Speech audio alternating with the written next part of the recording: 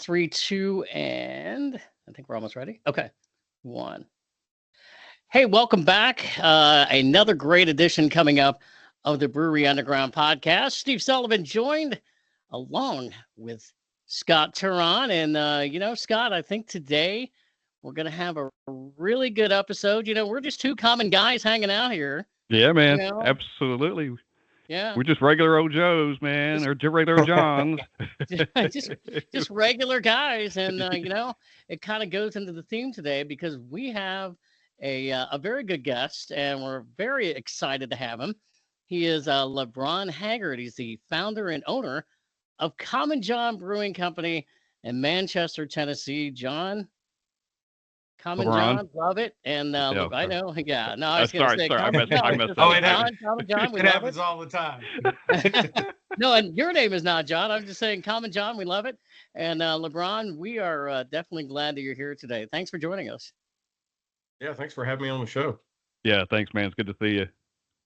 Hey, where do we Yeah. find you at? You at the brewery right now? You see all the barrels Yes, I behind am. you. I'm in my luxurious 10 by 12 office here that I share with like 5 other people. Well, good you deal. you fit a lot of barrels in that little room. Yeah, right. Yeah. No, I don't think you want to see my jacked up room in here. So I got a nice little background there. I love the barrels. Love the barrels. So, how's your 2025 going so far? Oh, it's nuts. But I mean, it's for I think most breweries would say it's kind of a January is probably the worst month out of all the months as far as business goes. But we've actually started off really strong. We didn't get hit as hard with the snow this year as we did last year at this time. So, but we had a couple days there where it was really we closed one day and it was slow. But no, we've had a really good first 2 weeks of the year compared to previous years. But got a lot of things in store for this year. So it's kind of even when it's slow out there in the tap room, it's plenty to go on Yeah. behind the scenes. There's always something to do, isn't there? Yeah.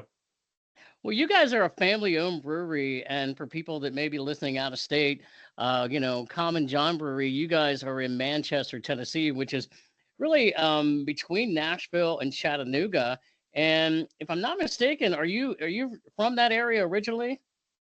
Yeah, born and raised here in Manchester. I've lived here, Lord, for my entire life outside of a few months. College time when I was away in college, and um, I worked in Nashville for years. I feel like I only came home to lay my head. So sometimes I don't feel like I've been living here because I never got to see anybody. But that's changed now. I'm here at the brewery, so I get to meet everybody.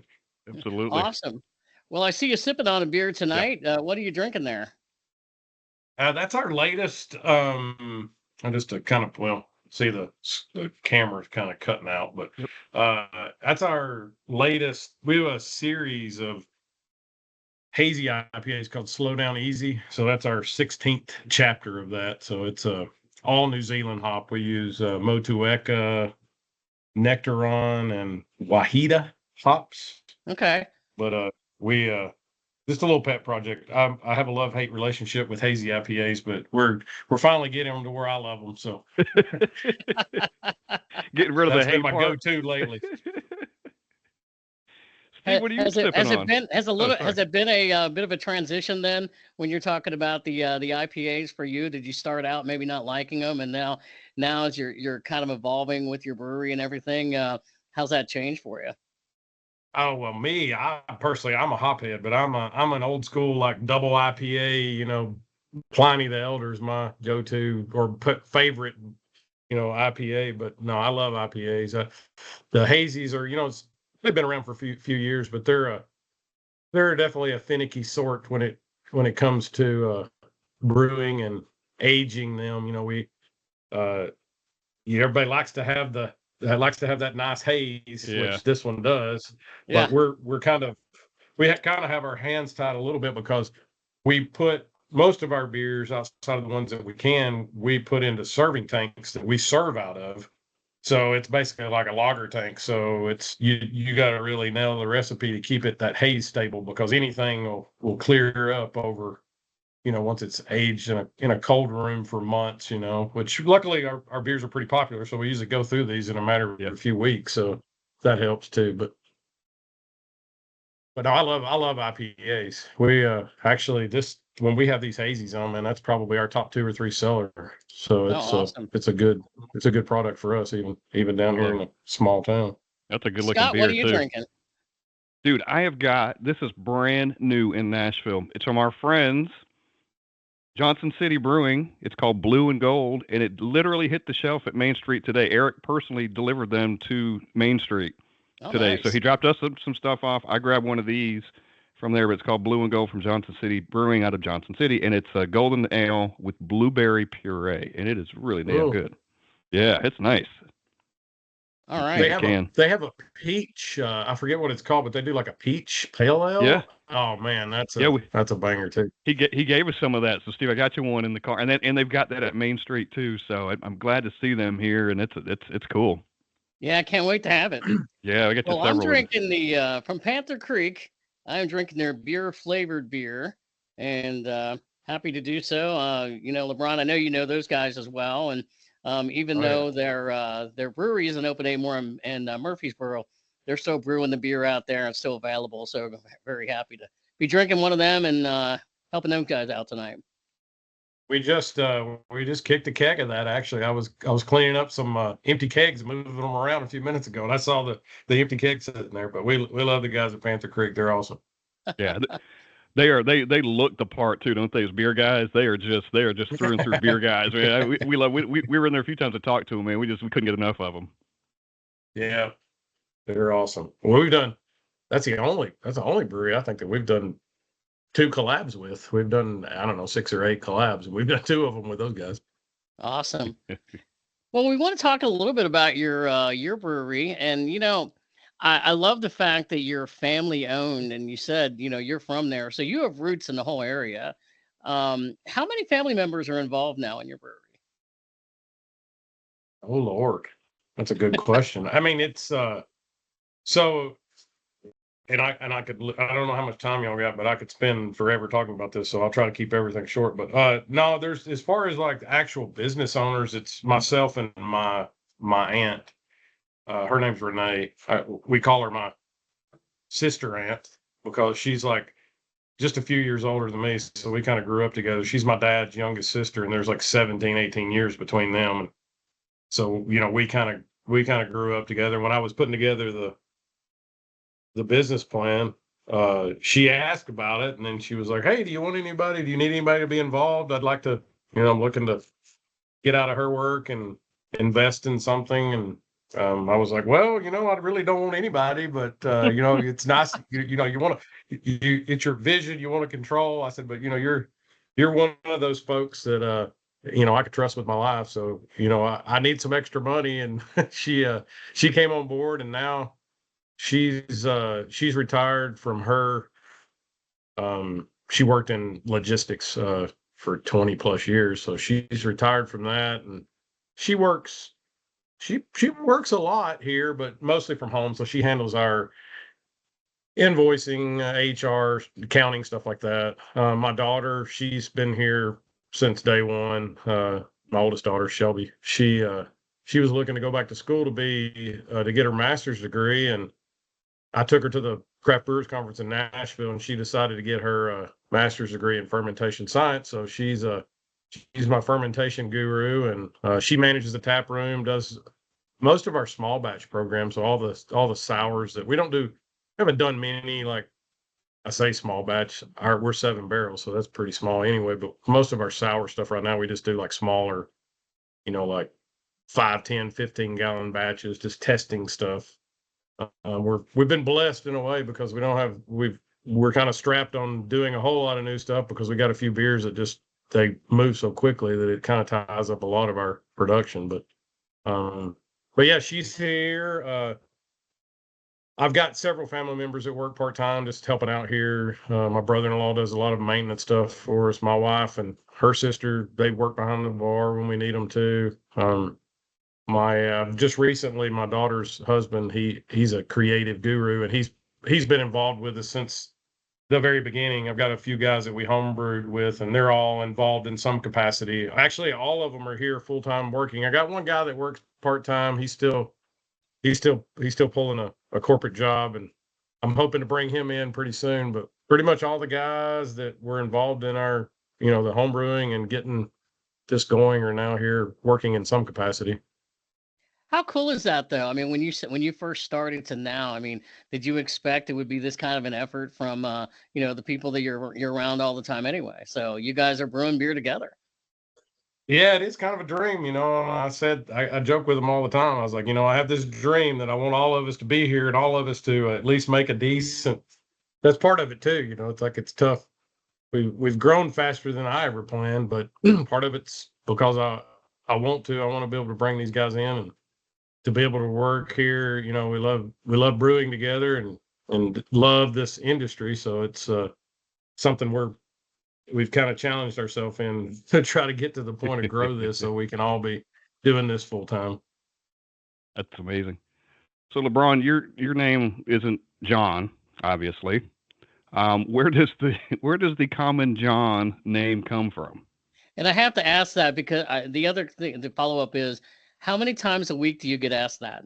Who is Common John? Of course, we've got to ask it, right?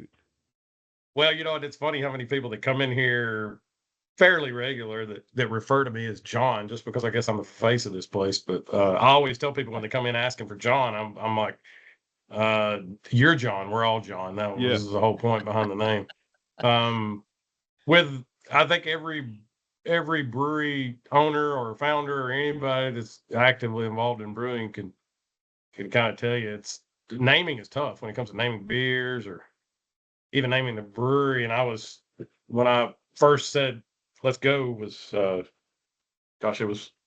we've been talking about it for several years, but around 2016, early 2016, my wife was kind of like, you're going to either have to do this or quit talking about it kind of thing. So I was like, okay, I'm going to Washington, D.C. to go to CBC and figure out what I got to do to start this brewery. And one of the first classes that I went to was about, what would you do differently? And one of the guest speakers was talking about they spent all this time, they came up with a brewery name, they got ready to open, and they got a cease and desist because they picked a name that somebody else had already trademarked.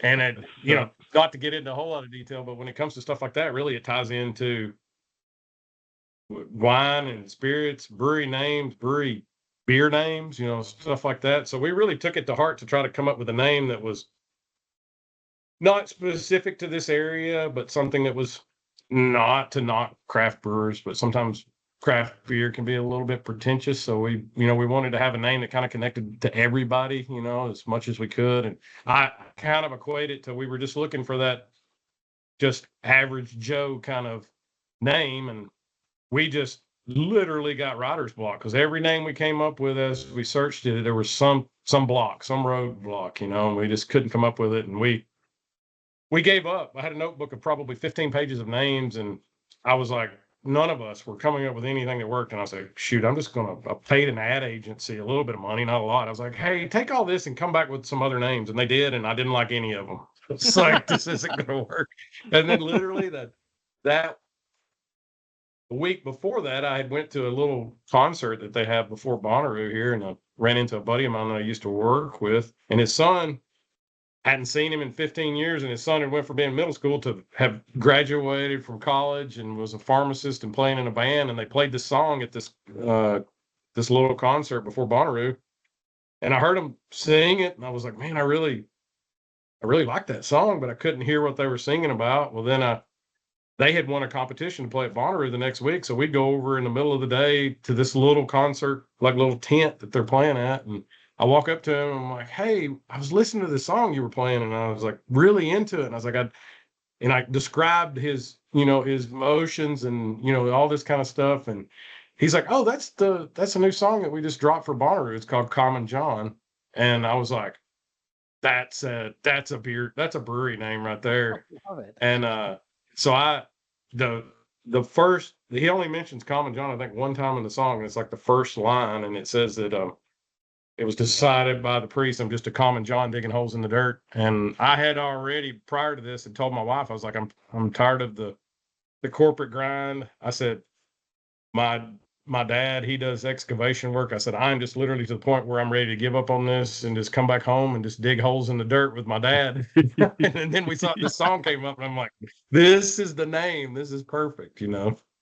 And so we submitted it, got a trademark for it, and talked to the band members about what we were wanting to do. And of course, you know, we didn't need to get approval because it's a completely different industry. And but they were like totally on board. Like, this is the most awesome thing that's ever happened to us, with somebody naming, you know, a business after one of our songs. So That's cool. Have they been to the brewery? oh yeah, they actually Yeah. played the first 2 years for our anniversary. I think they played 2 or 3 times, I think now. But yeah, he comes through. He lives in Nashville. But he and they're still playing music. Their band is actually playing at the basement coming up here in a couple weeks, but they're called the Creature Comfort Band is the name of the band. Cool. I think it is funny when you think about, here you are a brewer and you're starting out in your garage just brewing beer, thinking we're going to open up a brewery, and the last thing maybe you're thinking about, I mean, you're thinking about what we're going to name it, but how complicated it's going to be just to come up with a name. And as you said, you got to be careful, because it could be already trademarked somewhere else, and those maybe not be the kind of things you think about in the beginning. But no, and you don't. And the other thing is, like, I didn't get into this for this to be some prestige worldwide thing, But you also got to you need to plan, for that, because if you end up growing and into other states and somebody has it locked down, it could hurt your growth. And if you have to go back and retool and rebrand, that's not a good thing either. I'm an engineer by trade, but I'm not creative when it comes to stuff like that, but I am a consumer. So I always said I found people smarter than me to help with all that stuff, because I time and time again, I would pass over beers on the shelves that were amazing beers just because they visually didn't appeal to me. So we really, with all the delays, and gosh, from the time we said go, it was 3 years before we found a place, and we came up with the name a year into it almost. And because of all the delays, it gave us time to kind of build our brand and, get all of our branding guidelines and graphics and stuff like that nailed down. So we really were able to hit the ground running. So that's one thing I always tell the guys that I talk to, and I try to help out as much as I can with breweries starting out, just giving them feedback on things. And I said, that's one thing you cannot take for granted, because Lord, I think my budget that I originally set for selling merchandise, I think we averaged selling that in just a matter of a few days versus what I had budgeted for a month, because people love buying brewery merchandise. So. Yeah, absolutely. Was Manchester always going to be the spot? Obviously, you're from there, you live there, you'd want it to be there, or did you look at other places too? No, it was it was going to be Manchester. That's where we're from, and I'm sure you guys don't know, but I mean, Manchester's kind of a pass-through town. We're halfway between Chattanooga and Nashville, and at one point there used to be this thing where we had like the most number of hotel rooms per capita anywhere in like the Southeast or something, because so many hotels around here. Yep. But we just, growing up here, that was part of the motivation. Was I love the brewing because of the the technical side, and then also I was one of those weirdos that aren't like a lot of engineers. I do like the the sales and the customer side of it as well. So we I wanted something for our town. We always went somewhere else. Like, we would go to Tullahoma, McMinnville, or Murfreesboro. Mm-hmm. Back in the day, it was Hickory Hollow. We would go there to do shopping. Everybody went somewhere else to do something. There wasn't a lot to do here. And we, after I, started home brewing in 08, 09, and then in the early 2010s, I traveled a lot with work. And one of the guys that worked with me, he loved craft beer. And we would go to all these breweries and places and check different things out. And then I would come home and I'd load my wife up, and we'd go on weekend trips, and we'd go to these breweries, and we would go to a brewery in a town that's a fraction of the size of Manchester. And it just had this awesome atmosphere, almost like the Cheers vibe, where, it was just, that was the hangout for that town. And I'm like, there's no reason this can't work in our town, especially with us being there, growing up there. So it was never a question with us about where we were going to be. It was going to be somewhere here in Manchester. We were really blessed to find the location we got because it could not be any better. I You think it's a literally, fantastic story that you yeah. all have. I mean, being from there, and now you're opening up, you opened up a brewery years ago and how successful it is. And are there a lot of people that that have lived there for a long time that you see quite often now that come to your brewery? Yeah, it's almost like a class reunion. I see people, that I hadn't seen. It's funny because I'll see people like, man, I haven't seen you since high school. Where have you been? They're like, been living here my entire life. We don't even see each other. You run into somebody at Walmart. But yeah, it's crazy. And I the biggest compliment that I get is when I hear from people like, man, this is what our town needed. Or, I hear somebody from, say, Tullahoma or one of the towns that we used to always go to when I was a kid for something that come here and they're like, man, I wish we had this in this town, or in our town. So I was like, I did this because I wanted this in our town and I didn't have to go to your town. So You literally did the thing. You built it and they came. yeah, exactly. Yeah. It's kind of crazy. I think my old man, if you talked to him a few years ago, he wouldn't tell me, but he was telling my aunt behind the scenes. He's like, I can't believe he's going to leave his job of 20 plus years to start a brewery. What's he thinking? What's he saying now? Oh, he likes telling that story now. That's for sure. Yeah, because you're successful. I mean, I came across you guys for the first time. We were leaving Jack Daniels, did Jack Daniels tour, and it was, I don't even know what it was, and we were ready to go. It was kind of early in the day. We were ready to go do something else, and we kind of got on our phones and like, hey, what's around here? Kind of anything before we get back to Nashville. And you guys came up on our radar somehow, and we're like, well, let's head out this way and let's go check it out. And I don't know how it took us, but it was a very rural path to get there from where we were going. And I swear to God, I was like, are we going to John's house? Because it was rural as hell. I'm not kidding. Like, I get more and more rural, and all of a sudden we get there, and this beautiful building opens up to us, and we're like, holy shit! And we love it, dude. We've brought people out there that weren't beer drinkers, and they came out there for my birthday, and people came with us that weren't beer drinkers, and they loved it. They were praising about it, weren't they, Steve? They were like, man, this place is amazing. It's awesome, and with the patio and in the tap room, it's just a beautiful spot. Yeah, I have to echo that, man. So when I went there last April, and I was like, why have I not been here yet? This is a beautiful brewery. I live in Rutherford County. I live up near like Laverne, Smyrna area, and we did a top 10. We did a top 10, our top 10 favorite new breweries of 2024, and Common John was on my list, man.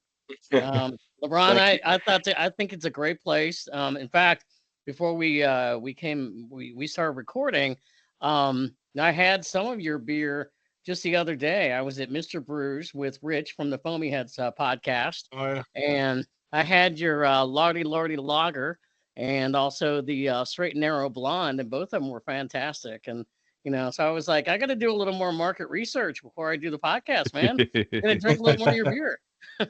Yeah, we're starting to branch out a little bit. We've kind of grown gradually. Well, I wouldn't say gradually. It's way faster than I would have thought. But I think now we're in 5 or 6 like draft spots in Murfreesboro, as well as we've got 4 of our cores that we have in cans now. So we're at several of the liquor stores there. So we've kind of gradually branched out there as our capacity has grown some. So your website's got a really good spot. It says Beer Finder, and it lists a whole bunch of places where you can find your stuff.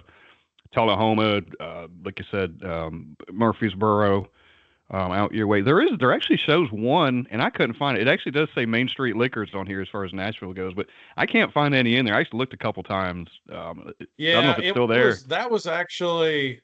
I need to get with him.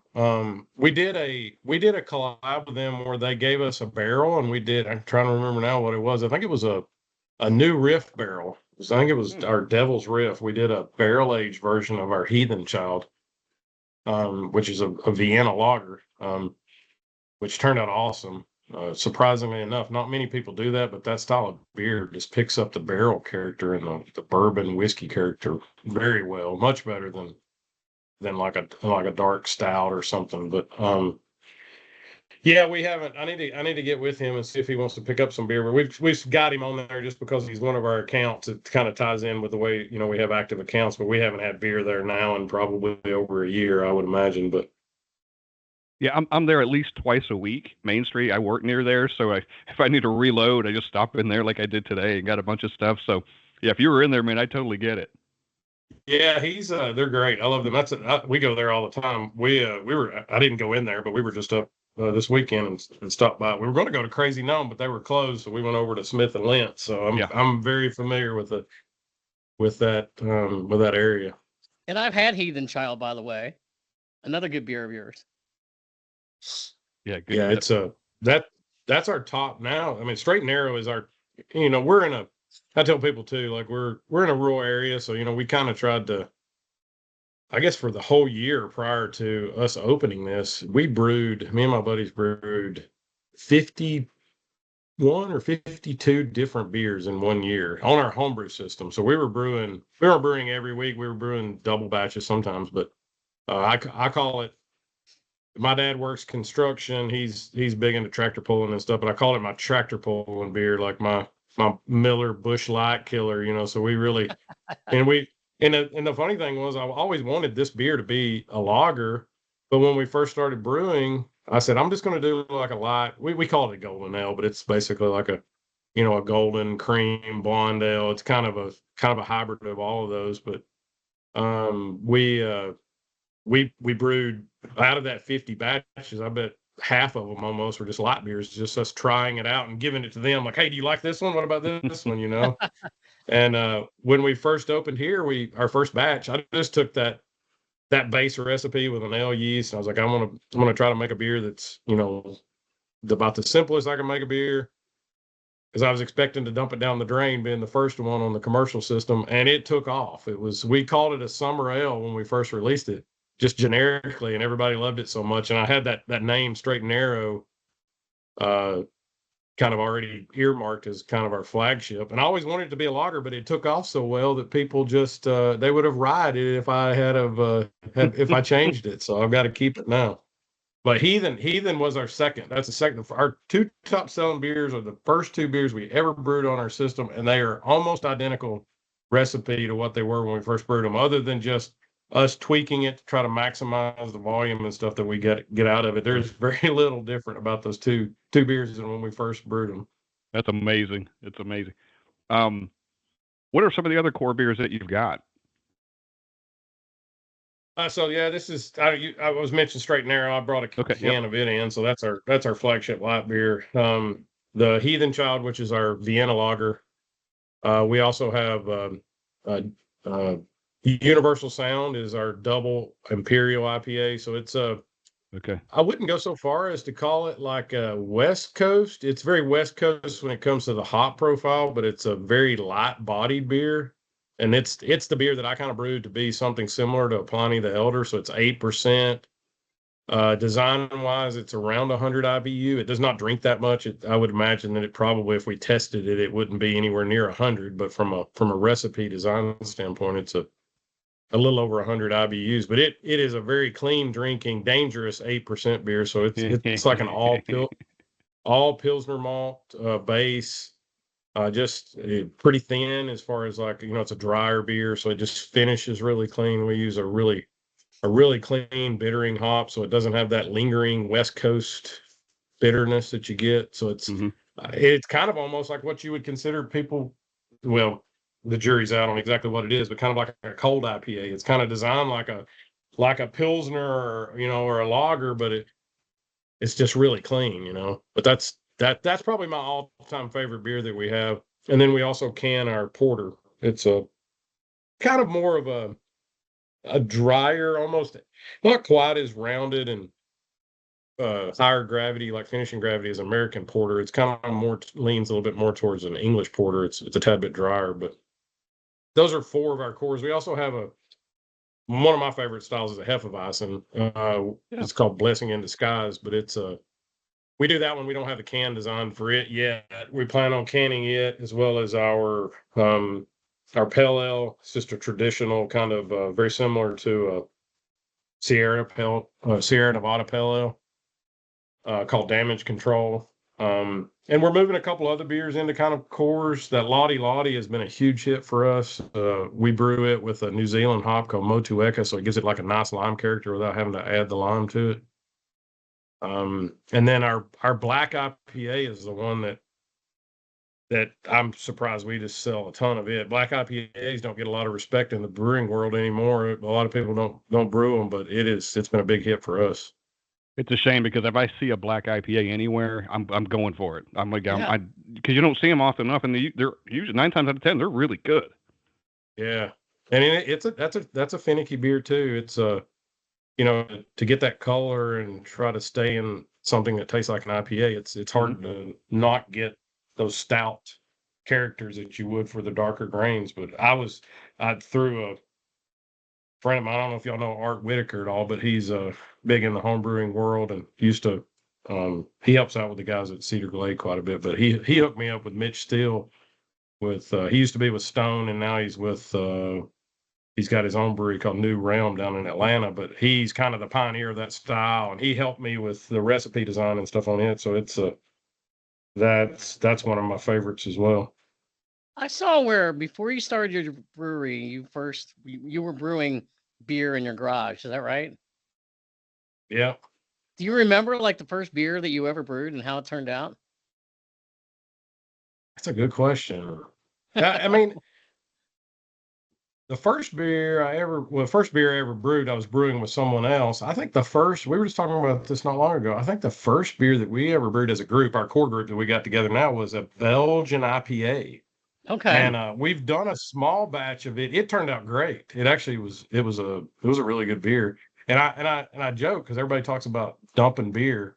I don't have any real wood around here. I'll knock on wood, but outside of a couple small batch beers, we've never made one so bad to have to dump it. But that beer we actually replicated in a small batch. We want to do a full batch. I just haven't gotten around to doing it. Belgian IPA is a little bit of a stretch as far as like doing it on a commercial scale. It's not one of those beers that people are too crazy about, but it was really good.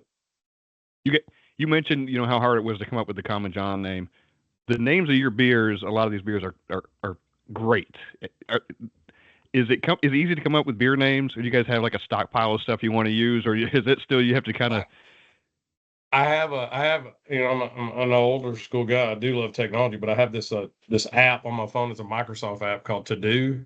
Yeah. And I keep up with my beer names because usually probably oversharing, but usually the inspiration hits me whenever I've had too much to drink. all of our best ideas come keep then. up. Yeah, but we so kind of leaning on that whole thing, like with Common John. I had a friend of mine one day. I was driving home, and he's like, man, you know what would be a great beer name is Universal Sound. That's a reference to a Tyler Childers song. And I was like, you know what that is? So I was driving home that night.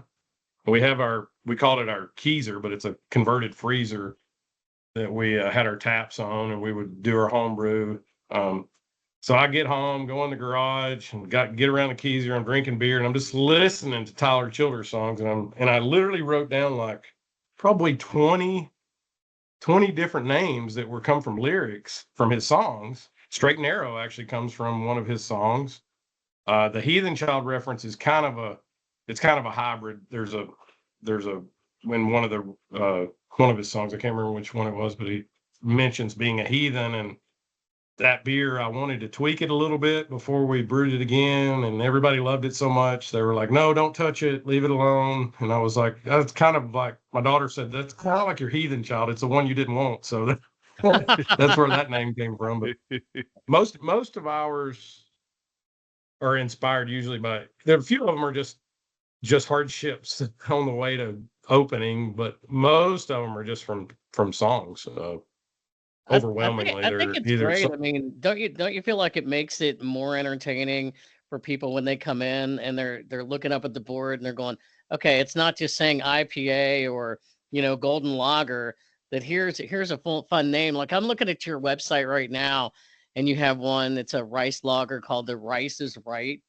I think that's fantastic. I mean, I love that, and just a couple other ones, which you have a a sweet stout called Pioneer River. How, Yeah. what's the feedback you get from people when they come in? They gotta love these names. Chip Oh, they love it. Happens They is love a it. fun And one too. yeah, Chip happens. Yeah. And that's my daughter. They get her and her husband. They get funny with names. I'm kind of more like I'm more like emotional about them. Like they've got to have they got to pull a heartstring in some way, you know. But they like to be funny, and I love it too. So, and plus it takes the load off my back when they come up with names for stuff.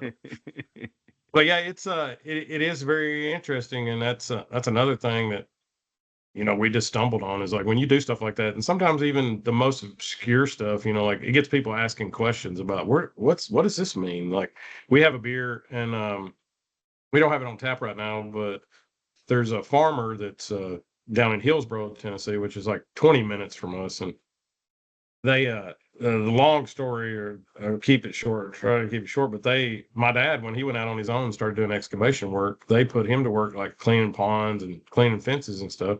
Well, then fast forward 40 years later, and I'm opening a brewery. They come to me and they're like, "Hey, we want to grow some barley. Will you make a beer with it?" And I'm like, "Hell yeah, I'll do. Of course I will." So they grew some barley, and we're kicking around ideas on names. And I was like, "Well, what do you call the farm?" And they're like, "Well, we just call it the Willis Farm."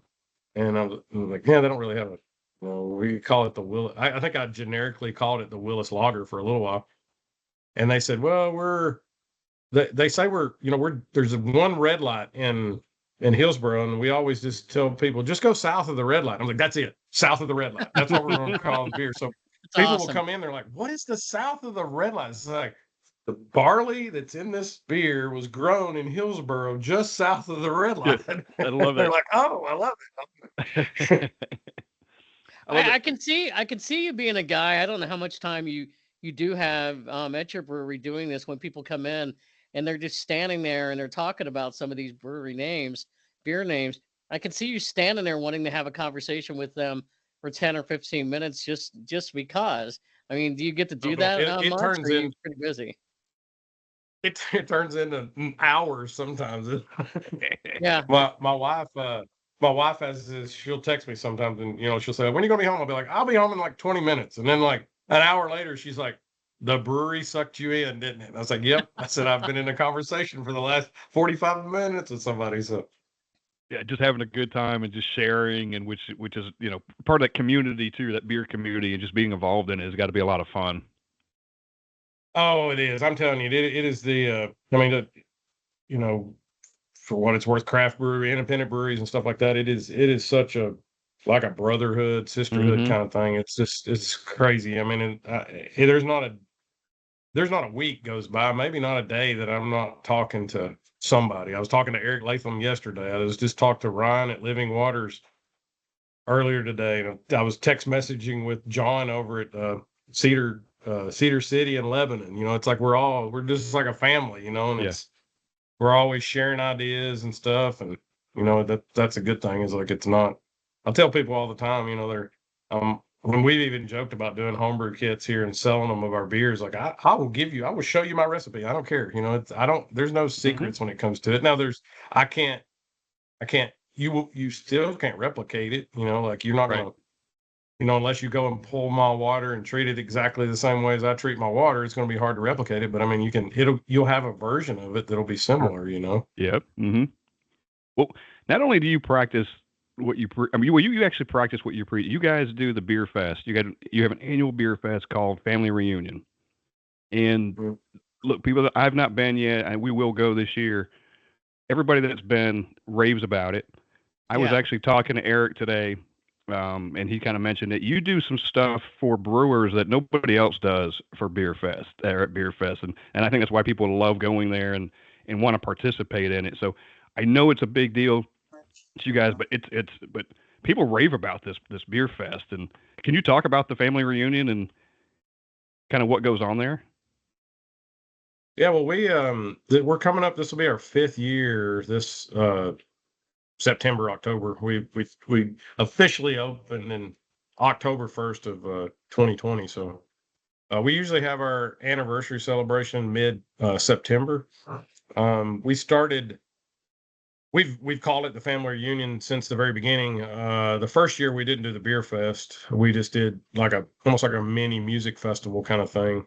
But just the family reunion, just it was all about like, it's just crazy here. And I know, it's partly that we're from here and we have so many local people that work here, and then our customers have become our family, and we're just like, that's the best name to call this, is because it's just like a big reunion. So, but we decided in the second year to do a beer fest because there's not any beer fest around here. There used to be one over in Tullahoma, which is about 15 minutes away in our same county. But we love beer fest. We love like promoting other breweries and stuff. I think I'm totally on board with the whole saying about, a high tide raises all ships kind of thing. So I think, our piece of the pie is so small when it comes to the total, we're 15% or less of total beer sales is craft beer. So, I mean, we're not the guys like us in Panther Creek and Cedar Glade and all those guys. We're not, I don't feel like, and I feel like they would feel the same way. We're not competing with each other. We're competing for that 85% of the pie. But we just, having done so many, even in the 4 years we've been open, and even prior to that opening, we did a lot of beer fests, just kind of helping to promote the brewery. We went into it with the whole thing is like, if we can make it enjoyable for the brewers, then the people that come here are going to enjoy it. And the breweries get hit with so many times. Lord, I could do a beer fest every freaking weekend almost, but it's just so hard to spend that time. And the other thing is the money, like some of the beer fests will buy beer, others, they want you to donate the beer. And, somebody had told me once they figured up, they had $800 or $900 in just going to do a beer fest. So it's not, it's good advertising for us, but it's also a lot of work. So we just, a good buddy of mine, actually, I met him right after the brewery opened. He moved here to Tennessee from West Virginia, and he was a huge beer fest guy. He used to help with a really big beer fest up in Huntington, West Virginia. And we got to talking, and he's like, "Hey, I'll help you put this on if you want to do it." And I'm like, "Well, I don't have the time to do it. I need somebody who I can trust to do it. So if you want to try it, let's give it a whirl." And, he knew just like I did, we needed to take care of the brewers. So, I mean, there are breweries that, they'll donate beer, but we refuse. We will not ask somebody to give us beer. We buy the beer. We cater food in here for them. If they want to stay in a hotel, we'll put them up in a hotel for the night. We just really try to push to make the beer fest where they enjoy doing it. Cause I feel like if they're enjoying it, then everybody else is going to enjoy their time. And, so far it's worked really great. We're looking forward. You remind me, we're working on getting our stuff out to save the date for this year. It is a lot of work. I'm telling you. I said this year, I already sat down with them. I'm like, hey, I have an idea about something else I want to do that's not a beer fest. And the entire team was like, no, this is our 5th year. We're going to do the beer fest. After this year, we will consider what you want to do, but we are doing the beer fest one more year at least. So. I definitely think it's appreciated what you do for the brewers that participate in this thing. It's definitely appreciated. I've heard it at more than one occasion. I think it's unprecedented. I think as far as I know, what you do to, for the brewers that participate in the beer fest. Yeah, I wouldn't say that it's that we're unique. It's just that we've done enough beer fests and we've seen when people did it right and it felt good for us, and we just tried to. For lack of a better term, we just copied, they say about imitation is a flattery. So that's, we took all the good pieces we could from other beer fests and try to do that as much as we can just to make it work, people. And it is that way. I love it. Like, you go talk to the breweries and they're telling other people, I go there, they're telling their customers, like, this is the best beer fest that I've ever been to, Like, I love hearing that because I know I understand how much work that goes into it. So, yep. When you were gonna start your brewery, when you were in the either the planning stages or getting it underway, who did you reach out to? Anybody locally? Any brewery owners that you want to mention that you got great advice from that helped you along the way and still do? Oh Lord, that's a tough question. Ozzy at Mayday. Uh, the guys at which they opened a year or so before us. Trey and Jessica at Happy Trails. The guys at Calf Killer, they're awesome to deal with. We're not down the road from here in Tullahoma. Mike Thornburg with Old Shed. I picked his brain a lot. Yeah. I was one of those late night, I'm coming in from my job in Nashville and I'm up till 1 or 2 o'clock in the morning on the internet, researching stuff. I'm drawing a blank on somebody that I was right when you said that, I was thinking about them. Anyway, I'll come back to it. But one of the things I ran across when we were doing our planning, there's a guy out in Colorado. His name is Tom Hennessy, but he's opened, Lord, I don't know how many breweries, but at that time he was with Colorado Boy out in Montrose, and he does a brewery immersion course. And he's very like shoestring. Like he's one of these guys that you don't have to go and buy this super automated fancy stuff if you're doing the brew pub model. And he was really good about helping us. And we actually went out and spent 3 days, and he opens up his books. He helps you. He looks at your demographics, where you're at, helps you kind of pinpoint where you should be financially, from a business standpoint. And then also helps you with sourcing equipment. He's Ryan at Living Waters. He went through him and his partner went through the same course. The guys, which they went a different direction because they're much more production oriented, but the guys at Tennessee Brew Works went through it. He was a huge resource for us, and he saved me. I credit him for us getting into this and being successful as we are, because the equipment that he helped us source and stuff saved us a ton of money that I would not want to be paying for right now, for sure.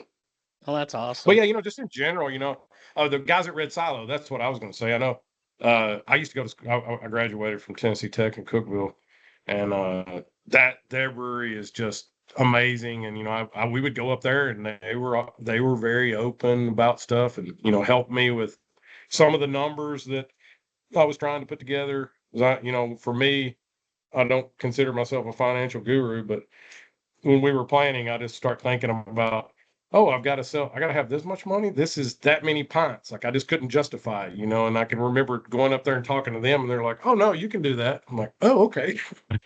You're on the right path. A better idea, though. We've heard so much about the brewery experience. And I know we had Anthony on from East Nashville Beer Works, and when they opened their location in Lebanon. How has that evolved for you guys over the last few years? Because, that's what people want now. They want that brewery experience, and you've got a good patio area outside. Can you really describe how that's changed, or if that's changed since you guys opened over the years? Oh yeah. I mean, we went into it with, I never went into this thinking like, oh, I need to have a nice patio. I'm thinking like, I need a building to put brewing equipment, and I need a small tap room. And I used to have this vision in my head that we could do this with me and my daughter and my wife working behind the bar every night pouring beer, and Right. that we outpaced that very, very fast. Doing that for a couple years and working 100+ hours a week gets old really fast. But we always went into it with like, music was always a center point, just like with the name, the brewery name, the beer names. I like going out to places and hanging out. You go to breweries and you got somebody playing acoustic music in the corner, and you just tend to want to eat another piece of pizza or buy another beer and hang around. So we always went into it with the aspect of like trying to make it more not just about the beer, but the total experience, because we're not. Yeah, you can go out here and buy a pack of, a 12-pack of domestic beer for $12, $13, but we sell an experience where we give you entertainment. Like tonight is our Singo night. We do a music bingo game. It's a big hit. People come in. A lot of times you can't even in the wintertime it's bad because we have limited seating, so it's like people are like standing around trying to find a table kind of thing. Yeah, we've really and we keep, like I think alcohol and not, even beer, we've just taken a hit over the past few years. Just, there's been a big push towards non-alcoholic There's, you got bourbon and whiskey. Now we're competing with, the CBD stuff, so it's a changing world. So we got to be, I'm always pushing the point is like, we got to be unique. We, as much as I went into this saying it's about the beer, it's about the beer, it's about the beer, luckily we have a small kitchen. They put out a lot of food for as big as it is. And if it wasn't for the food, I don't know that we could survive. We might could, we could get by with fewer people and stuff like that. But having the food is something that it brings in people that aren't drinking. Having the entertainment brings in people who aren't drinking beer. And also for the people that are drinking beer, craft beer is in a segment that, not knocking it, but it's not in a segment that people just come here to get drunk. But if you have food, it allows somebody to buy another beer, and enjoy the experience a little bit longer. So we really pushed on the whole experience thing more than anything. And I feel like we need to touch on the food a little bit more because you serve breakfast. Yeah. And I don't know too many breweries out there that serve breakfast. In fact, I don't know of any. We are a weirdo. I feel like there was somebody told me there was another brewery that they know of, but I honestly couldn't name another brewery that has breakfast. I imagine some do brunch, but we're still closed Monday and Tuesday. The guys in our brewery team's here Monday through Thursday. So we try to knock out a lot of stuff, cleaning kegs and stuff on Monday that's kind of loud. But then we're sitting here the rest of the week, and I'm like, we don't own it. The bank owns it. We're paying for it, but we have a mortgage on this place, and so we're already paying all the utilities. And we have a cool coffee shop vibe. I'm like, why don't we open up for breakfast? So we searched around, and finally we ended up finding somebody that was perfect.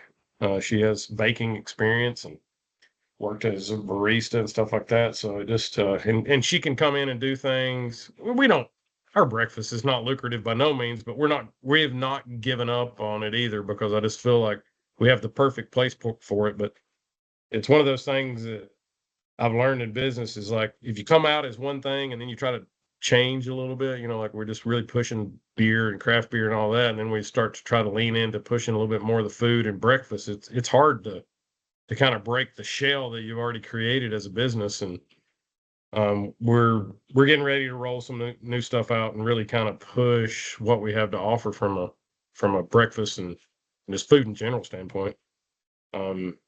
Just because we're already here, like why not? If I can just make enough money to break even, and as far as with the breakfast, it'll come over time for sure. But like I said, we were already here, and I'm like, this is like I was also, the other thing I equate to it is like when I was toward the end of my corporate career, it'd gotten more towards people started to work from home and things like that, and I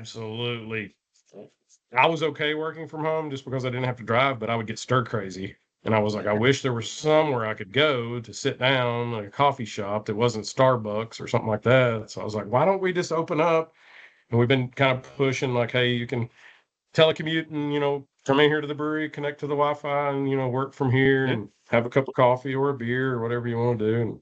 And that's kind of what we tried to push, because that's kind of we do really well on the evenings, especially, on the weekends, but like we have gaps that like we could have people in here. So we've been pushing a lot more. Today we just had a big group from the Air Force Base here and had probably 40 or 50 people in here at 3:00 in the afternoon on a Wednesday doing a big party. So like, how can we get people in here during the day and make better use of the facility that we have? But I gotta ask this breakfast question. I have to ask this breakfast question though. You can go into a place like a McDonald's or a Hardee's, and you can see the same 4 or 5 people, if you went in there almost every day, just sitting at a table, just hanging out because they've known each other for years. Does that happen at your place for breakfast sometimes? You see the same group of people? It's funny you mentioned that, but because I that's one thing that in the beginning when we opened, our beer permit does not allow us to serve beer before 8:00. So I was like, we're going to open at 8. And then when we open and we're not very busy, and I'm like, well, like it's probably because we're not open early enough. And then I go to Hardee's and, you go in there and there's like 20 retired people sitting at a table talking to each other, or the line is wrapped all the way around the building at 9 or 10 o'clock in the morning. I was like, that's not it. We just got to connect. So some of the outreach that and we're getting there. We just haven't hit the breakfast part as much, but like we've got some core lunch people that come in here 2 or 3 days a week.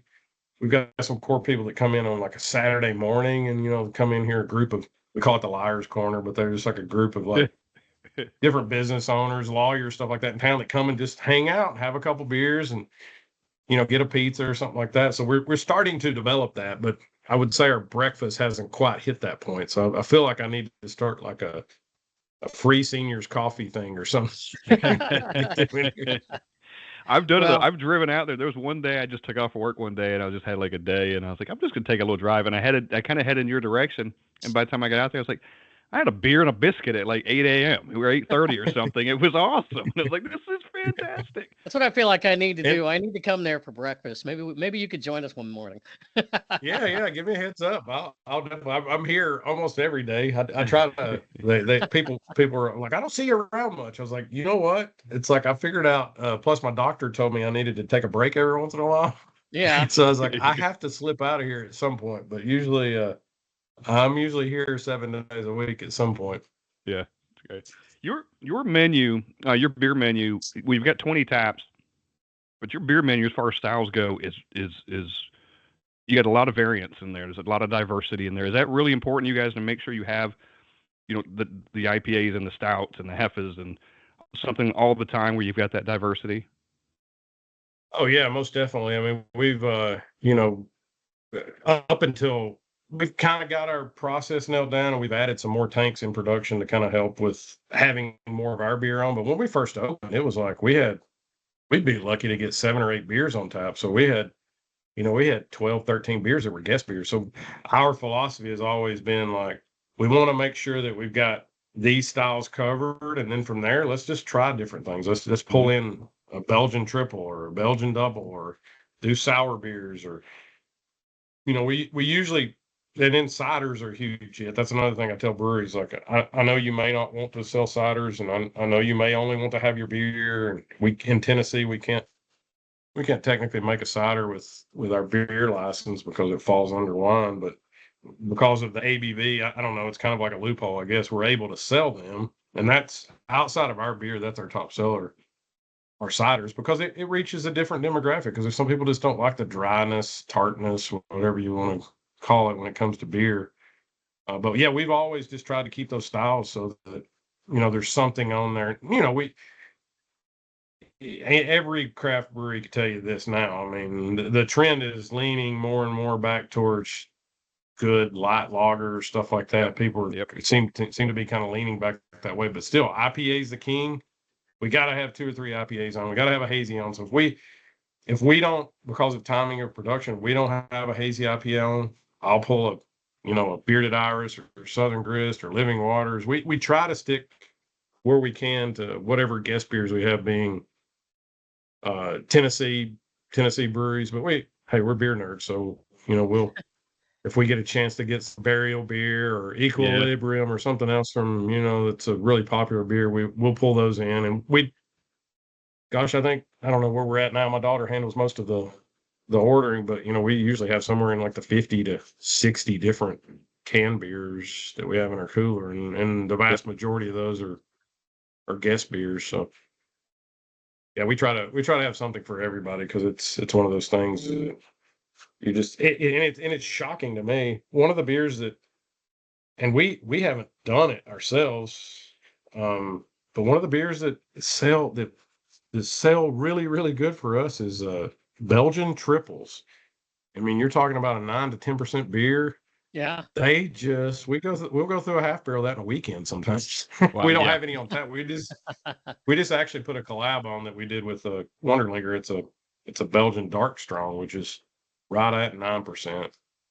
And I don't imagine that thing's going to last very long, because it's one of those beers that people just, I think I'm going to have to probably start putting it in like a 4-ounce glass, though, so I don't have to call somebody a taxi. Well, it's a very specific beer, too. So I think if people know that you've got it, like, we're going to go get there and get this thing. Oh, yeah. And that's one thing, it's being in a small town, you would think that you know, and we did that intentionally. Like, you know, the market outside of people like craft beer, like light beer, you know, or Yeah. like, you know, sweet, you know, ciders or something like that. So, you know, we really tried to push on that, but I'm telling you, it's crazy here. Like the people that came in here in the beginning, they're like, I like Miller Lite, and now they're drinking Universal Sound or hazy beer or drinking a sour. You know, it just like I feel like our town is becoming a craft beer town. Yeah, you've got a great reputation in the beer community for sure in Really this in do. these. Yeah. Yep, and we live in Nashville, and we know like when somebody says "Common John," our ears perk up, and we're like, "Yeah, go out there, go check it out." Like you guys have a really great reputation. You know, and it's I tell people this, and I mean it. I'm not being conceited or cocky, but our brewery has more touch with every brewery in the state than anybody else. I guarantee you, hands down. And it's not because of me. It's because I don't know if you my I've got two buddies that live here in the town. John Pritt, he's the one that helps put on the beer fest, and then Richard Goodwin, he's Goody's World of Beer. Those two dudes are craft beer fiends. They are always going somewhere. I think Goody's won he does the Hot Passport thing. He's like an ambassador for Hot Passport. He has won Kentucky and Georgia and Tennessee and all this. He just goes away for the weekend and goes to all these, and they always take stickers and they're always talking up Common John and getting to know these people. And that's Yeah, part of like with both Goody and John. You know, they go out and they make these contacts, and then that's what gets people here to do the beer fest too, you know, just because. And I have people I used to work with, and they'll send me pictures and stuff. They're like, I'm in the airport at you know, in Costa Rica or Puerto Rico or somewhere, and there's somebody here with a Common John shirt, or I was in this brewery in the Keys or somewhere in Florida, and your sticker is behind the bar. You know, it's like it's because of all the crazy people that come here. They're just like such family and friends that they go out and they spread the word and stuff. And like I said, I mean, heck, last weekend, me and my wife and her sister and brother-in-law, we left here. We went to because we had I don't remember what was going on. Oh, it was the snow and everything. So I'd been out here okay, cleaning the parking lot. I was like, I got to go have a beer somewhere that's not here at Common John. So we went to see Brandon at Middle Ground in Murfreesboro. Then we went over to the new East Nashville location. Then we went to Smith and Lentz, and then we ended up at Marble Fox. So we're always going out, you know, and going to all these breweries, and so we're it's just funny because we do it so much and we get to know all these people. And I think between the three of us, we have been to every brewery in the state of Tennessee multiple times. So yeah, that's hey, LeBron, sorry, let me just ask a quick question before we go on with that. Has there been a point in time where you have looked at your brewery and said, we're not just a local brewery anymore. We're a destination because you are halfway between Nashville and halfway between Chattanooga. most definitely. And I would, it's funny you bring that up because I got a guy on our team here. He does our sound and helps with some of our like digital marketing and stuff like that. And we've always kind of joked about like, and it's not just us, it's even the people in our like local government that come here and they're like, we are shocked. I mean, you know, and those guys will come in and they'll start talking to somebody randomly just to find out where they're from, and they're like, we're shocked at the number of people that drive from Murfreesboro, or they're just passing through on the interstate and come here because they're looking for a brewery to come stop and have a beer. And we were talking, and I was like, I would estimate based on my feel that 50% or more of the people that come in here don't live in this town or this county. Wow. And we just had a meeting recently with this company that does like the geo tracking thing where they can actually tell you. And it was 60% of our customers that come here are from out of this city. Wow. And That's do you know great. what the average is by any chance when people are I putting don't those know. I mean, statistics together? we're also blessed being next to the interstate, so it's natural we Yeah, could have more than that. Somebody out in the middle of the country where they don't have sure. that access. But I don't know. I mean, it's got to Yeah, I'd be be. curious. I mean, I think 60% seems breweries. pretty high.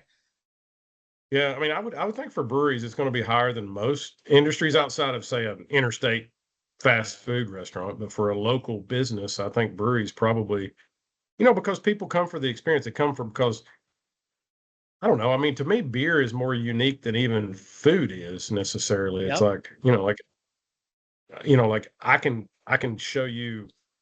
I don't know that I could taste the difference between 5 or 6 different steaks, but you could lay out 20 different uh, German pilsners, and they're all going to have some very unique thing about them. So I don't know. Maybe it's just because beer is just so unique, and people want to go and try the different Hmm. flavors. Hmm. It's kind of like a local thing. Like our water profile is not the same as Murfreesboro's, so the guys at Panther Creek could make a beer exactly the same as mine, and it's not going to taste the same. Yeah, yeah. You referenced it earlier. If you guys had if 3 people made the same exact, you had the same exact ingredients and the same recipe, and made them for 3, it's going to be 3 different beers or three variants of Yeah, that beer, like you said. yeah.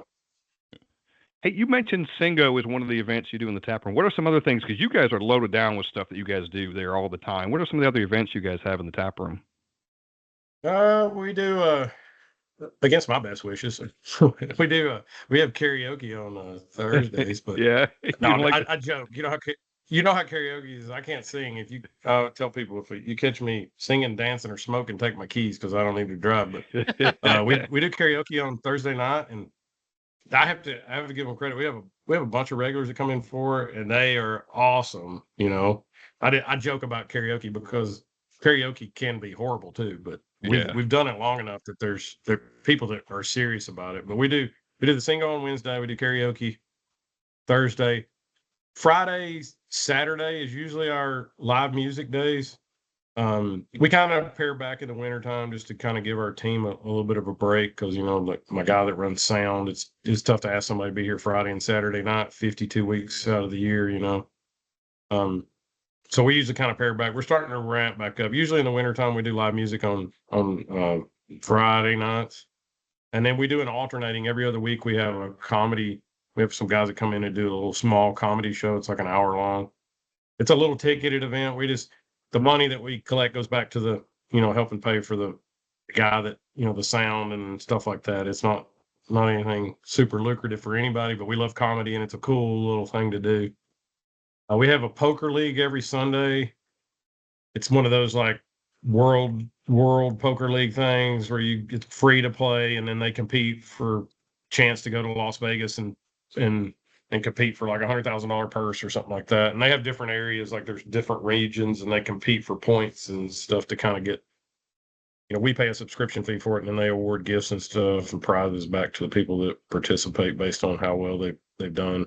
We do every other Sunday. We have like an open mic thing. A guy hosts here, and we'll have kids that are 7, 8 years old up there playing the guitar and stuff like that. We get a ton. That's a good time. It's been pretty interesting to see some of the younger folks that come in that played 6 or 8 months ago and see how far they've progressed because they've kind of cracked that shell and got on stage in front of people, and then they go home and Hmm. practice every night. So that's pretty fun. But we do once we get into summertime, we have a few, like maybe 5 or 6 of big events every year where they're like ticketed. We try to mix it up every year. We'll do like different cover bands. We'll have a Queen band, a Leonard Skinner, the AC/DC, stuff like that, where we sell tickets to. We started last year. We had gotten contacted a couple times from them, and they got in touch with me, and we were talking about it. We did a micro wrestling thing out of. They're based out of Pigeon Forge, and Yeah. they're like, "Hey, we're traveling through, and we got an open spot on a Tuesday night." And I'm like, "Well, we're not open on Tuesday, but how many tickets do you think we could sell for this?" And he's like, "Well, we could sell 500 tickets." And I'm like, "Well, I don't have enough space for 500 people out there where we'd have to put the ring." I said, "But we could do, if it would work for you, I think we could do like 300, 350 or something." He's like, "Yeah, we'll do it."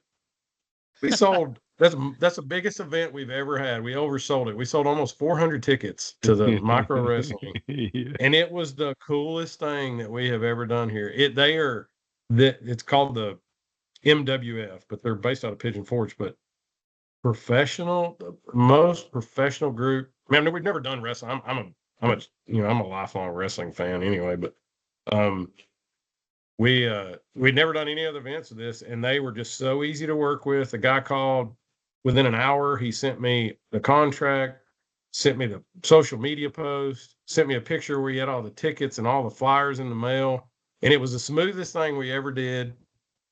And we did it on a Tuesday night, completely sold it out, did more business than we would do on a really good Friday night for just a few hours. So it was like one of those things, and people love it. They're on me now, like, well, you're going to do this again. So, yep, we're going to do it 2 times this year. Are they is that the same league that's got the TV show?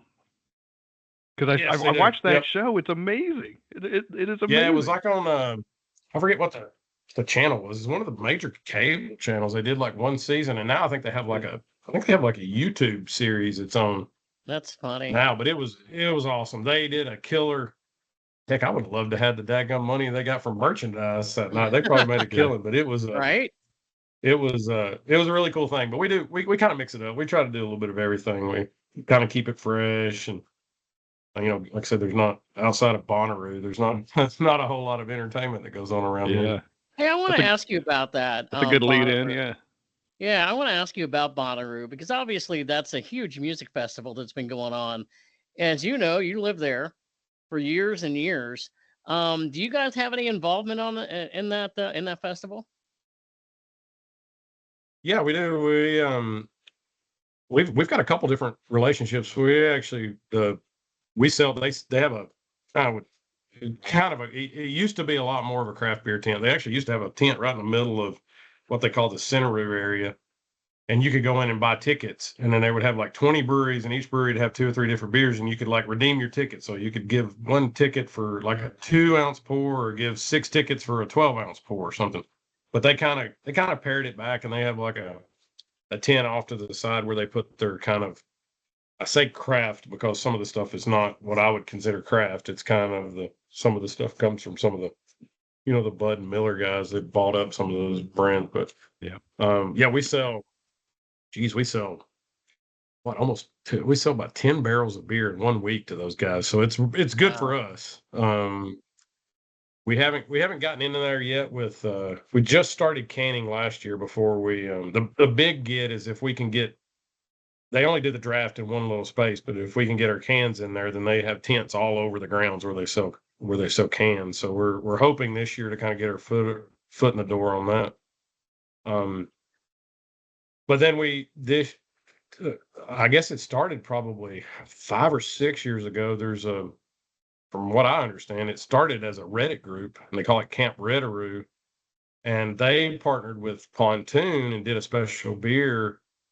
And they released that beer for like 4 years in a row. And then Pontoon, prior to last year, they ran into some issues and closed down for a while. And then they've recently opened back up and kind of pared down a little bit from what they were doing. But they came to us last year and they're like, hey, you're in Manchester. Like, let's partner together on doing a beer. And we did kind of still tie-in like we do with our, with naming our beers. Like when they got with us, we're like, okay, first off, it's the summertime. We need to have a beer that people want to drink in the summertime. And, we kind of kicked around some ideas, and we ended up doing a peach wheat beer, a little bit like 5%, easy drinking. Peach is kind of weird. It's a very subtle peach, but I'm drawing a blank now, the name of one of the headliners, but they have a mix that they do called Rainbows and Waterfalls. And we're like, one of the guys in the group that the Camp Reddaroo group came up with the name. And I'm like, that's perfect because, if you think about Bonnaroo and all the colors they use, they've got the rainbow Bonnaroo arch. So we actually, and I don't have one with me now. I don't know if you guys saw it, but Derek, who's now full-time on our team, he designed the can.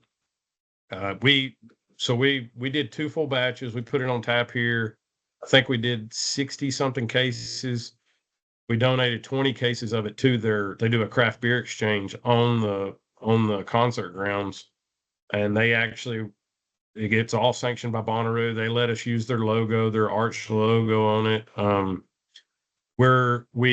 All of the profit that we generated from that, we're going to be making an announcement pretty soon. I haven't did all the calculations, but we're going to be donating all the profit that came off of that back to their Bonnaroo Works Fund, which is they use for planting trees and different. They use it to spread to different charitable organizations and stuff. But we're going to be announcing that pretty soon for this year, and we're planning to do it again. But the other cool thing about that was we our can company, they're called DigiCan, but they do like a digitally printed can, so it prints all the way from the bottom to the top.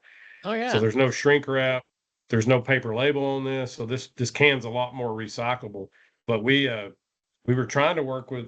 We had a previous supplier, and they were like, "Oh, we're just too far behind. We can't do it." And we met these folks at the Craft Brewers Conference, and they're like, "Yeah, we'll do it." So they actually donated the cans to us. I drove to St. Louis, picked them up. They had an internal vote on that can design in their company, and it made the top 6, and they submitted it to an international design award. And we won the first place out of like wow, congratulations. International design award and it's not just beer, it was anything that was digitally printed on a metal product. Wow. So they're sending us we just found out about it a couple months ago, but they're sending us one of the awards. So we'll be making an announcement about that. But that was a pretty big thing, for our team to be able to get that and be involved with that, because that's Bonnaroo is huge around here for the community, and yeah, it brings a lot of tax dollars into our little small town, because we go from I think we go to being like the 5th largest town in the state for that one weekend because of all the people that come in here. Jesus. So have you ever get any famous singers in there come in your brewery from there? I'm sure. I can't. I mean, we've had a few. We also have the Caverns, which is down in Pelham, Tennessee. I don't know if you guys have heard about it, but it's a concert venue that's inside of a cave. We've gotten a few of those guys up here, and I'm sure there's probably been some artists come through that I didn't know about, but I can't tell you of any that have been here that are. We've done pushes, like we pushed a couple of years ago to try to get Dave Grohl in here, but it never worked. Yeah, that would have been awesome. That would have been great. Hey, LeBron, you're part of the Tennessee Craft Brewers Guild, and Eric told us a story about you that I think you kind of led the charge on something about being able for breweries to deliver beer directly to people's homes. Can you talk about that and what that is? Did that kind of go through, or is that something that's still in the works? Or well, it's something that's. And I'll be honest with you, I actually called him because we've gotten a fair amount of people that have contacted us about, hey, do you deliver? And I'm like, well, my understanding is during COVID, they lifted those things and it was in an effort to help businesses like craft breweries, so that they allowed that employees of the craft brewery could physically deliver beer to people. They could take it to them, or they could, of course, we can sell beer to go. But they also opened up, like you could go to the Mexican restaurant and get like a margarita in a cup and take it home with you, kind of stuff like that. But a lot of that stuff got lifted. So I was just recently called him because, like I said, I mean, he's our guild president now, and even back before that, he was one that really, really helped to push to expand our distribution rights. So it's something we're looking at. We haven't really delved into it a whole lot. The other crazy thing, and I'm still trying to dig into it, is that even like, my understanding from the law is like, I can order a beer, and actually one of the guys here in the brewery just did it not long ago. He ordered a special beer from Highwire. They shipped it to his house, but I cannot legally ship a beer from here to your house in Tennessee, but you can order beer from other states.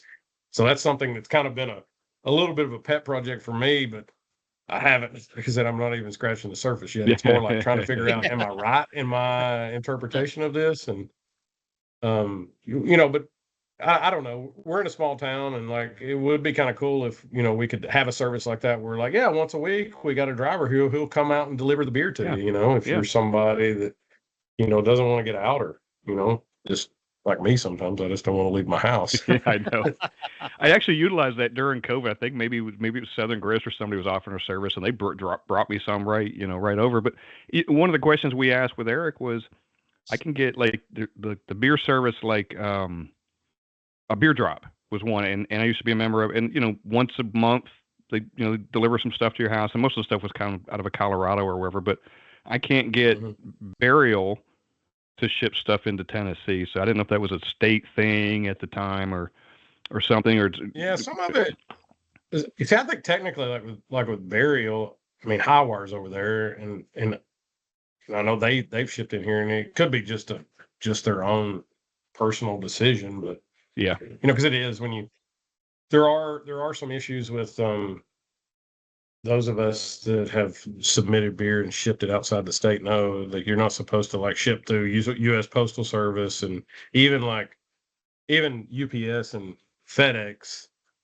The little bit of a loophole is like samples for testing. So that's the way that when we ship beer off to beer competitions, it's always like, this is a sample for testing. It's not beer. Because if you tell them it's beer, they'll be like, nope, you can't send this. Yeah, I've been known to maybe do some beer trades, and I might not have mentioned exactly what was in the box. They didn't ask. I didn't tell them. Yeast samples. That's technically right too. There's always a little bit of yeast left in there. That's a real good one. I'm going to use that one. Well, great, Steve. Do you have anything else?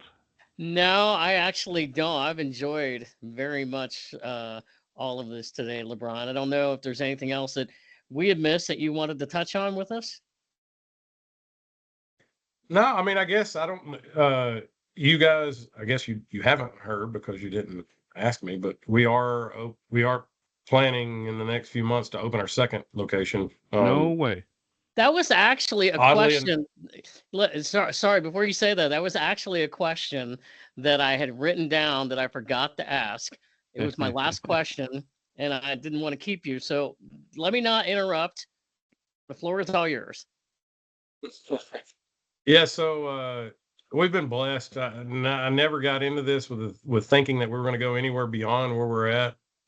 But I think that, we kind of hit on all cylinders when it came to the brand and maybe my attention, like, can I say anal? I'm very anal myself.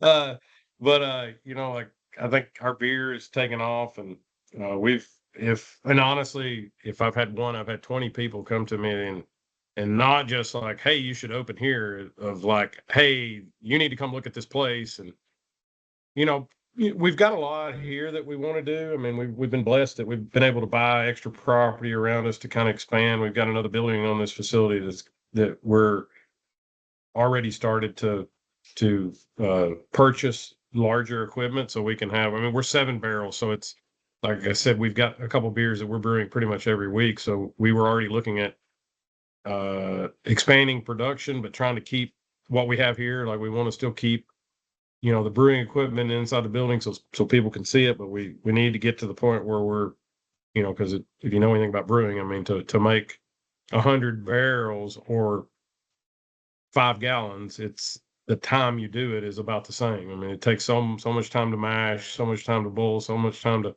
ferment. So, the economies of scale. So we were already looking at expanding, and then, like I said, we've had everywhere around us. We've had multiple places, and we got contacted through somebody with tourism about in Giles County in Pulaski. They were looking to get a brewery in there. They have a new mayor, and he's really pushing to kind of revamp their downtown. And I know the guy. We work with the tourism group, and I was like, okay, I'll come over there, but I just don't see that's over an hour away from us. I just don't see that it would work. But in the back of my head, a lot of the places that had talked to us was like, I felt like we're too close. Like, I didn't want to cannibalize any of the business that we had here by having somebody that was 15, 20, 30 minutes away. And I've never really had, even though we've been asking, never really had the desire to necessarily go to like the larger towns. I just feel like, it's like you go to Nashville, there's a lot of breweries there. Go to Chattanooga, there's a lot of breweries. And I just feel like we want to kind of reach, the areas that are untapped when it comes to the craft beer. And I went over and looked at it, and the spot that they had, the location that they asked us to go into, I was like, this is just like, if I could have painted a picture that was the building that I would have put this brewery in to start with, that was it. That's awesome. So I came back, talked to my partner, and I'm like, you're going to think I'm crazy, but you need to go with me to Pulaski. And she's like, why do we got to go to Pulaski? I said, they want a brewery in Pulaski. She's like, I don't think this is going to work. I said, just give it a chance. Give it a chance. She went over there, fell in love with it too. It kind of checks all the boxes. It's they have a a really big technical school there. They've got, used to be Martin Methodist. The UT school systems bought it over. It's UT Southern is the college now. They're really putting a lot of effort into expanding it. They've already, I think, over doubled their student population there. And they're just really, as a chamber and an administration, they're just really trying to push to kind of revamp their town. And it was one of those things and they're also, if you look at that, there's like I call it a triangle between I-24, I-40, and the state line. Outside of us, there's not a lot. I mean, you got to go to Columbia, Mount Pleasant to get to another brewery, which is 45 minutes an hour away. There's just this huge gap. There's like nobody that's penetrating that market when it comes to craft beer. And after we got back and started talking about it, I'm like, I just feel like we could replicate the same thing and hit a pocket of people that are not getting exposed to craft beer and the experience, as you guys talked about it. So it was kind of one of those things where they gave us a deal. It was hard for us to pass up, but just it kind of checked all the boxes. So we're in the middle of renovations there. Hopefully it's not going to be as long as what we had here, because we pretty much had to rebuild this place from the ground up. But we finished the demo inside the building. We're about to wrap up the painting and trying to we've already bought brewing equipment to put in there, and we're shooting for early spring, but worst case is kind of our drop dead is trying to be open before the beginning of summertime. So that'll be our second location, and then as soon as we get that up and going, we're going to be expanding production here in our y'all been here, so you saw the building down below, the Quonset barn. We call it the hangar. So we're going to be planning to renovate that, put the bigger brewing equipment in there, and have a little bit bigger, like, commercial kind of brewing setup there, and kind of keep it on site here and keep the majority of the production coming out of here, but then doing some limited production there in Pulaski to kind of hit that market and stuff, and then supplement from what we make here and in-house. That's amazing. Congratulations. That is cool. Yeah. That is really cool, man. So in a market that everybody's pulling back on, we're going all in on. So call me crazy. If it doesn't work, you can tell me you told me so. But if it No, I like it. We've had many conversations with people just about how the craft beer scene right now, it's not working out for some, and some are expanding like you, and Crazy Gnome's doing something, and so I'm still it's happy that still lives, even though there are some breweries that are closing. Yeah, for sure. And I mean, I think it comes down to just being on your toes and being flexible, and like, again, I went into this where it was going to be all about the beer and nothing else but the beer. Yeah. But like, we're planning on doing some stuff here pretty soon where we're gonna expand to have like some limited. I mean, still going to lean on the beer, but having some wine options and stuff like that to kind of draw more people in. Yeah. And I think even with that is as people, you get those people in here, they're going to start to experiment. So I think bringing people in that like wine or spirits and stuff, you're going to gradually start to pull some of those over to the beer side. And I joke about it, but I think Zool is like that. I'm sure you guys have had their mixtape, their PB&J. Yeah. I joke is this really a beer? But I mean, like, it's bringing people in the beer that would not have drank beer before. So I love it. I love that. It's like the purist in me hates it, but then the business owner in me is like, the more people that I can get in, because eventually those people are going to be like, oh, let me try something else. And then they're drinking a hazy IPA or a West Coast IPA. You get them hooked at that point. Yeah, and you got to keep evolving. That's for sure. Mm-hmm. Yep. And again, like you talked about having wine and liquor and stuff. Now there's something for everyone. Big groups can come out, and we've got some friends that don't necessarily like beer, so we go places sometimes that have wine or have everything. So if you can have that, then and they got people that are coming in that wouldn't necessarily drink beer, but they're going to hang out. They're going to spend several hours, and it's just a great thing. Oh, I know. I've got buddies that they're like, if you just had wine, I would be there a whole lot more often. My wife would say, okay, let's go. Awesome. Well, cool, man. I think I've got all my stuff. I'm through all my stuff, Steve. Yeah, me too. It's funny, like I said, when you said, are you almost done? And I looked up and I'm like, that was actually my last question. My last question was, ever discuss expanding outside of Manchester? And then you all of a sudden started. I'm like, why? And I'm glad you brought it up. Yeah, So thank you, man. I can vouch for him. I do Yeah. see the question. He did have it written down. He just... All right. I get that question a lot, so I figured it was coming That's if I great. didn't answer. It was coming. LeBron, this has been a pleasure, man. We appreciate it. Yeah, thanks for having me on, man. I really appreciate it. We love doing stuff like this. Like I said, it's for the love of the beer. You know, It is. it's one of those things that you can, you know, I know it can be dangerous when you take too much of it or ingest too much of it, but it's also it's the thing that bring people together. So that's kind of what we lean on is like the family and the atmosphere and stuff like that is getting people together. It's crazy the relationships that have been built here and people that met here and got married, or the people that that move here from California or wherever else that they come to this place and call it home now. It's really heartwarming. It is. We love that. Is one of my I'll raise my beer to that one. Yeah, the community thing is one of the best things about just craft beer, just the community thing. It's one of my favorite things, and we've heard it many times, and I love it.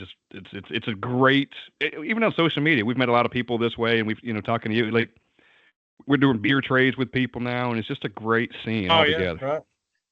And I'm telling you, man, it is. Yeah, there's always those people, and I honestly couldn't name one of them, but I mean, like it shocks me, and I'm a maybe surprisingly, I'm a somewhat quiet guy when I get outside of this place. Like if I go to other breweries, I hardly ever mention that I have anything to do with the brewery. But if they do find out, it's like, oh my God, come back here and try this, or then we develop this long-term relationship. And I mean, I'm not lying. I mean, I've probably got 20 or 30 different brewery owners or brewers on my phone that I talk to on a consistent basis, and it's such a family. It is. I mean, I couldn't name a single person in this state that if I called them right now, they wouldn't answer and give me feedback on something, because I say all the time, I'm definitely not the smartest person in the room, and I lean on everybody else's experience to try to be better about what I do. So, well, that alone makes you pretty smart.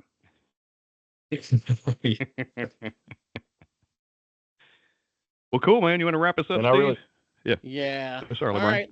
Well, we appreciate it. That is LeBron Haggard. He is with Common John Brewing. Get the Common John there in Manchester, Tennessee, and soon going to be in Pulaski as well. I can't wait to get there. Thanks, man. We appreciate it. Yeah, thank you. Cheers. Cheers. All right. Cheers, see everybody fellas. soon. Peace out. Yeah. Did he leave? No. Oh, okay. I was like, hey, would you mind? Do you want to do just a quick, happy anniversary to